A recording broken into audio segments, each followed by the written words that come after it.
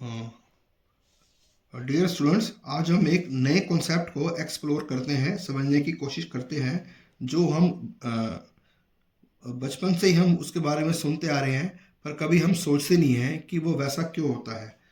आइए इस कॉन्सेप्ट समझते हैं। What is the logic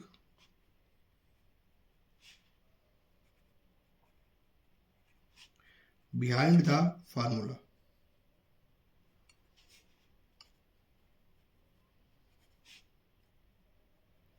area of rectangle is equal to length into breadth।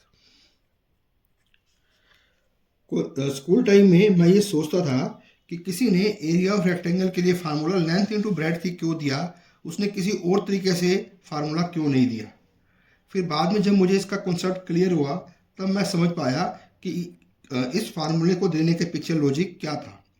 अगर मान लीजिए हमने मास को नापना है, तो हम शुरू में क्या करेंगे, शुरू में हम डिफाइन कर लेंगे कि हम इतने मास को 1 किलो मास कहेंगे, और यदि कोई मास उसका 3 गुना है तो उसको हम क्या बोल देंगे, 3 किलो। तो शुरू में हमें डिफाइन करना पड़ता है कुछ। ऐसे ही मैथमेटिशियंस ने क्या किया, उसने एक रेक्टेंगल ली जिसकी लेंथ भी 1 मीटर थी और ब्रेड्थ भी 1 मीटर थी। तो उसने कहा इस एरिया को हम 1 मीटर स्क्वायर एरिया बोलेंगे। तो ये शुरू में डिफाइन कर लिया गया। मीन्स अगर कोई रेक्टेंगल की लेंथ 1 मीटर है, ब्रेड्थ 1 मीटर है, तो जो वो एरिया कवर करेगा उस एरिया को हम लोग 1 मीटर स्क्वायर एरिया बोलेंगे। तो शुरू में ये स्टैंडर्ड डिफाइन कर लिया गया। अब देखिए, मान लीजिए मैंने फिर दोबारा एक रेक्टेंगल ली जिसकी लेंथ 1 मीटर है और ब्रेड्थ 1 मीटर है। तो इसका एरिया तो मुझे पता है कि 1 मीटर स्क्वायर है। अब इस लेंथ को मैंने 3 टाइम्स कर दिया,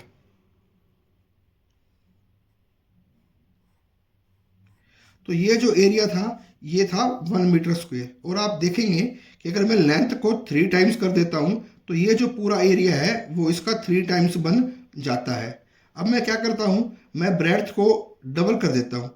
ये 1 मीटर थी, 1 मीटर और ले ली, और आप देखोगे कि ब्रेड्थ डबल करने पे अब जो टोटल एरिया आता है वो इस एरिया का ट्वाइस हो जाता है।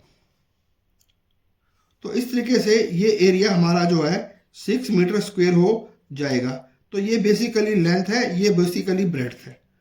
तो इससे हमें क्लियर होता है कि एरिया ऑफ रेक्टेंगल को हमें डिफाइन करना पड़ेगा लेंथ इनटू ब्रेड्थ। ऐसे ही हम जो है ये भी हम समझने की कोशिश कर सकते हैं कि वॉल्यूम ऑफ क्यूबॉइड, कि किसी ने शुरू में इसको length into breadth into height ही क्यों डिफाइन किया।